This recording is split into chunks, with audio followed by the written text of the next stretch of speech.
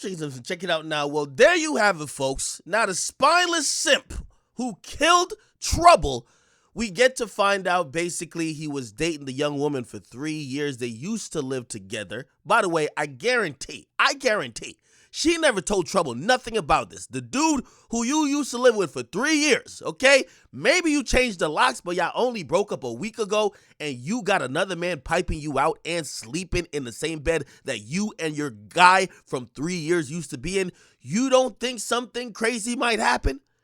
Anyway, the probable causes came out, okay? And apparently, Trouble was asleep in bed with a woman, which, by the way, that's a red flag. Let's really talk about it. Trouble, what are you doing in the goddamn apartments? You apparently was driving some expensive car that you drove there and you stayed at her spot overnight. Come on, we got to do better as men, okay? At least bring it to a telly. I'm not saying bring it to your crib, but you can't go to her spot, especially just leaving your expensive car outside and you're fast asleep inside. Anyway, apparently Trouble was sleeping in the bed of the woman when the woman woke up to her boyfriend in her face. Now, by the way, and I'm going to use, and we're going to analyze this. They say the dude broke in. But let's do some common sense stuff, right? Let's think about it. If the dude lived with her for 3 years, he probably knows how to get into the place. Maybe he didn't break in. Maybe he's still even had a key. So somehow, and this is what she told the cops, she woke up and the dude was beating her up. Trouble wakes up, then Trouble starts fighting the dude. The dude starts fighting Trouble a little bit, then he grabs a gun and shoots him in the chest, then he left. Okay? Now the guy was actually, he finally got turned into the police, and the cops said he don't show no remorse. Some people say he might go with a self-defense thing to be like, oh, yeah, I wasn't going to kill him until, he shot or no, until he started fighting me and then it stands your ground. Now, let me tell you this about self-defense laws, okay? Because some people are floating around the theory that the gun may have belonged to Trouble. Now, the woman doesn't say it belongs to Trouble. She said it belongs to her ex-boyfriend, right? So he's all the way in the wrong. But for those who might think this might be a self-defense thing, think about it like this. This is where the break-in is going to matter. In a home invasion, if you break into someone's house, your initial crime is basically going to be culpable for any other crimes that get done.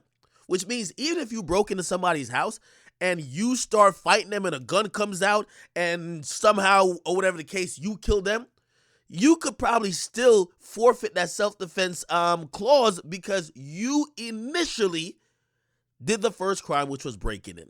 So that's going to be very important. Did he break in or did he just use his key and walk in? Okay? However, this woman's testimony is going to also be important. And here's the thing. Unfortunately, Trouble was a sneaky link. Okay? I always tell you about these women who got dudes on and off for years. They're toxic. They're violent. And honestly, after all of that, they still get back with those dudes. Here's the thing. Trouble was a sneaky link. Trouble is dead. Who knows if this woman is going to keep consistent with telling the cops what really happened, with possibly testifying what really happened, that this dude could go to jail. You know why? At the end of the day, that's her dude. Like, let's be clear, that's her man.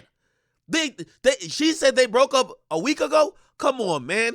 You've been with a girl for 3 years. You think y'all really broke up a week ago? That's on and off. She just kicked you out for a week while she got some new dick. Again, I'm a little passionate about this because I think this happens way too often in society. I think men are not represented.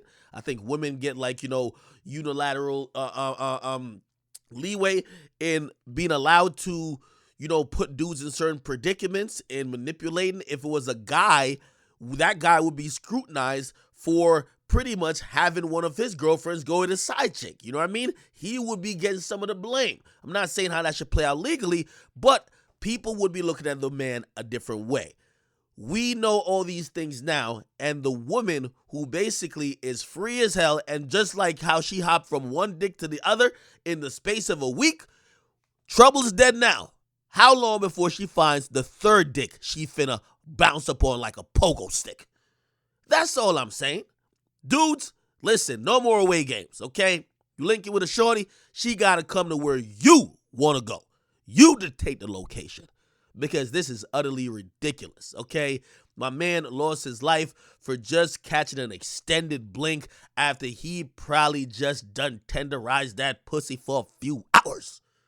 what in the hell is going on in the world, man? Get in the comment box, subscribe, like, definitely subscribe, man. It's your boy Akademiks.